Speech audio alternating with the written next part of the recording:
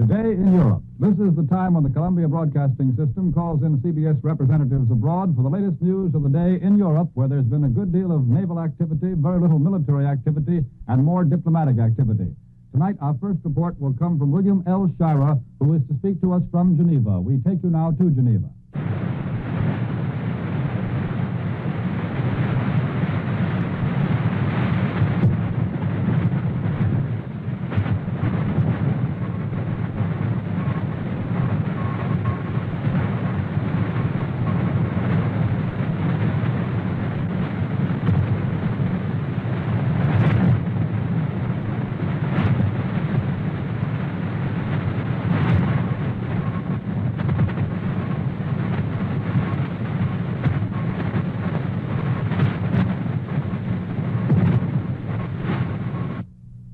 We've just been calling in Mr. William L. Shirer, who is to give his report to us from Geneva, Switzerland.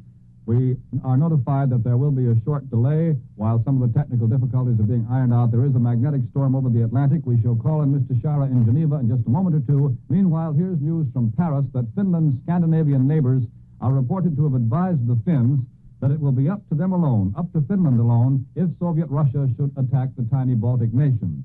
French quarters in Paris have heard tonight that Denmark, Sweden, and Norway have informed the Helsinki government that they cannot be counted upon for military help if the Red Army should move to enforce Moscow's demands.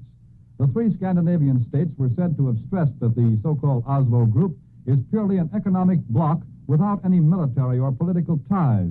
And as a result, it's said in Paris, Denmark, Sweden, and Norway cannot be expected to jeopardize their own neutrality by aiding Finland militarily. Thus, it was stated in Paris tonight, the three nations' appeals to Moscow to preserve friendly relations with Finland carry nothing more than moral weight.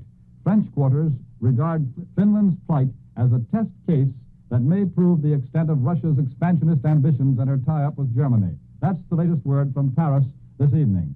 And now it seems we shall be unable to call in Mr. Shirer from Geneva, Switzerland, for a report from Switzerland tonight.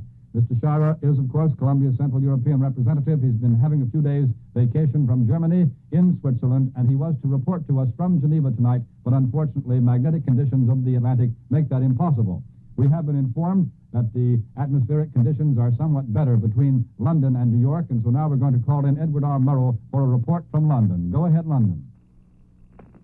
This is London. I've just been listening to Bob Trout's report concerning the situation regarding the negotiations between Finland and the Soviet Union. There's not much to be added to that statement from London, other than to give you two conflicting reports. The first from Copenhagen, which says that no official statement as to the negotiations between Finland and Russia, which are continued in Moscow this afternoon. It's generally believed that there is no hint as to the subjects that have been discussed.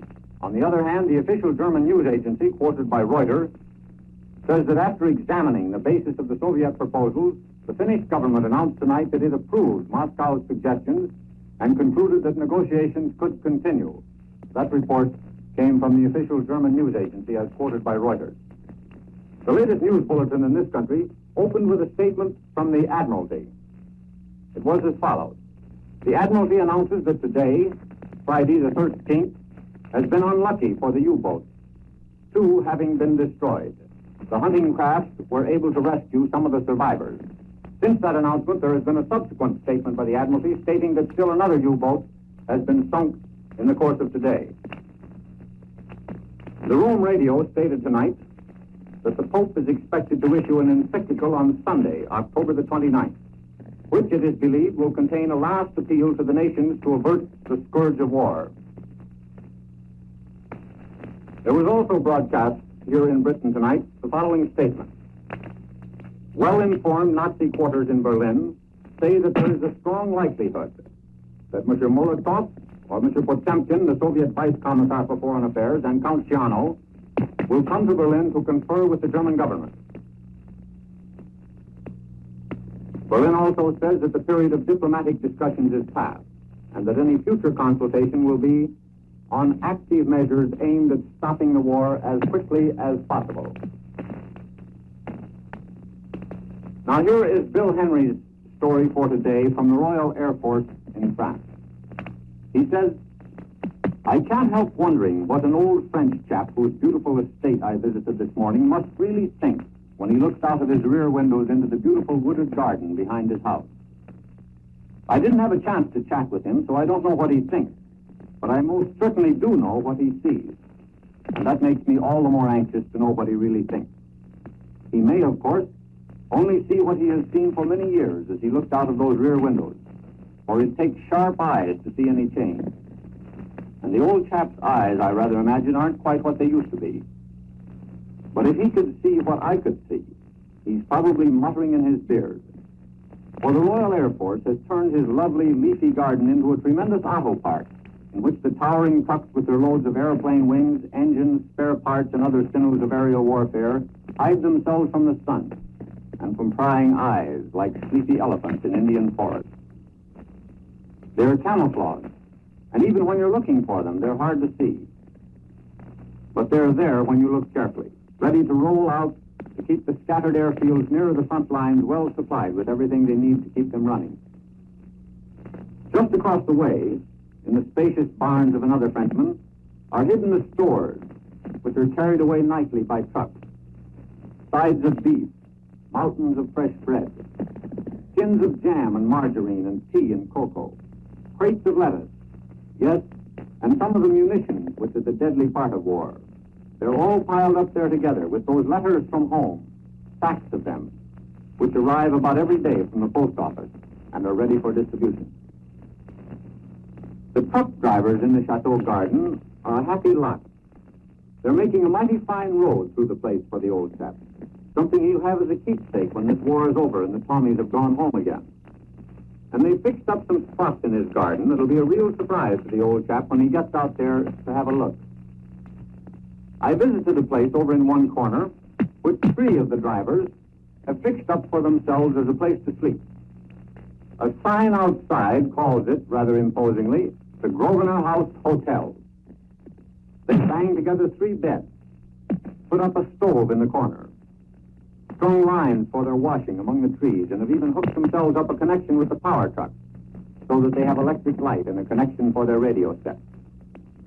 They were able to tell a friend of mine from the British Broadcasting Corporation, who'd been worrying whether or not his stuff was getting through, that they'd heard him from London the night before. I don't know, says Bill Henry, what this old gentleman thinks of it all of the things that are going on in his backyard. But I'm willing to guarantee that it's quite an interesting experience for the old chap. He'll have something pretty special to remember about the autumn of 1939.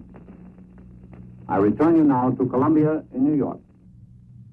That was Edward R. Murrow reporting to us from London, and of course we heard Mr. Murrow, after his report, read a dispatch from Bill Henry, who is the CBS and Los Angeles Times war correspondent and who is now somewhere in France.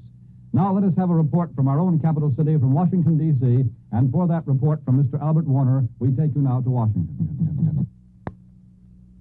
An American peace move in the European war seems no nearer at all for the time being.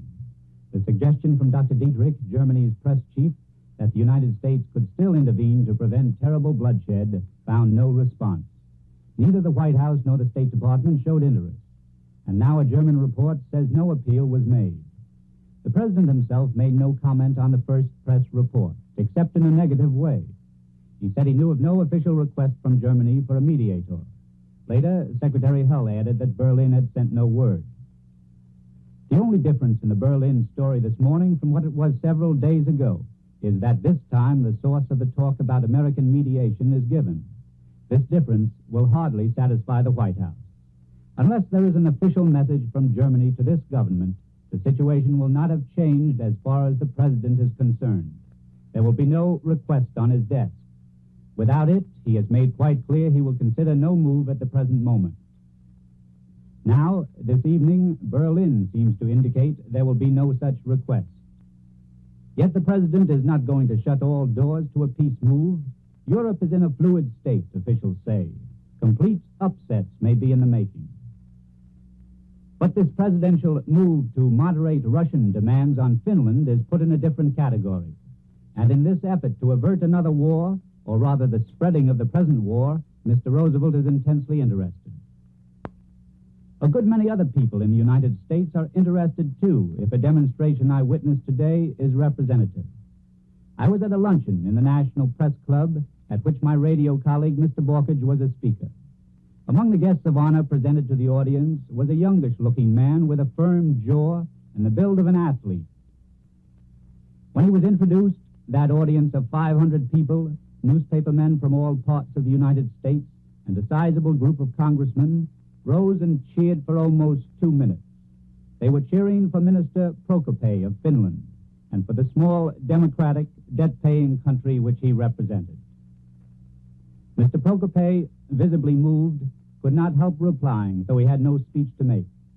I wish only to tell you, he said, how deep is the feeling of all Finland for the President of the United States, and for all this country for the highly important support given to Finland in this moment of very great concern. Mr. Roosevelt, at his press conference, told a little about his message to Moscow. It was a personal message from him to the President of the Soviet Presidium, Mr. Kalinin, he said. That name, by the way, recalled to many at the press conference that Russia does have a president. On Monday, Mr. Roosevelt said he was worrying about the situation in the Baltic because it looked like an extension of the war. The next day, the Scandinavian ministers saw him and Mr. Hull and voiced their concern. There was no mention of joint action. On Wednesday, the President drafted a personal message to Kalinin. That afternoon, the President saw Secretary Hull, and they edited the message. It was sent that evening to be presented to the Kremlin yesterday. Mr. Roosevelt said the text was not yet given out because he did not want it to seem a pressure move. He was simply voicing to Moscow the hope that nothing would be done to disturb the Baltic area or the independence of Finland. Vice President Garner was acting behind the Senate scenes today to influence action on the neutrality bill. First, he was seeking to hasten a vote, and then also he was guiding a compromise to loosen the restrictions in the bill on American shipping. We return you now to New York. That was the report of Albert Warner in Washington. In New York, there's just time to tell you that we hear from Moscow that Russia's long negotiations for the Black Sea Pact with Turkey are now believed virtually completed tonight, and an announcement is expected soon in Moscow, the capital of Russia. That is the latest word that we have received from Moscow here in New York. Now, just a reminder that at 8:55 Eastern Time, CBS presents the nightly broadcast of Elmer Davis and the News. This is the Columbia Broadcasting System.